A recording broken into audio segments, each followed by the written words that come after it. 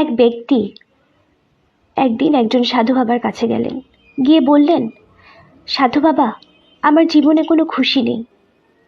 ভেবেছিলাম চাকরিটা পেলে বাবার জন্য একটি গাড়ি কিনব, কিন্তু চাকরি পাবার আগেই বাবা এই পৃথিবী ছেড়ে চলে গেলেন।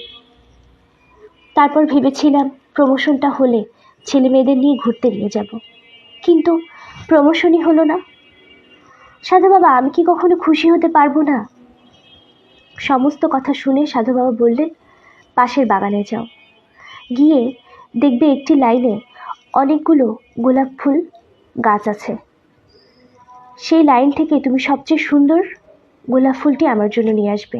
কিন্তু হ্যাঁ, হাঁটতে হাঁটতে লাইন যেই গোলাপ ফুলটি তুমি ফেলে যাবে, সেই ফুলটি তুমি কিন্তু আর আনতে পারবে না, কিন্তু ফুল তোমাকে আনতেই হবে। লোকটি তাই করলো। পাশের বাগানে গিয়ে দেখলো একটি লাইনে এক লাইনে সারিবদ্ধভাবে গোলাপ ফুল গাছ রয়েছে। লোকটি হাঁটতে হাঁটতে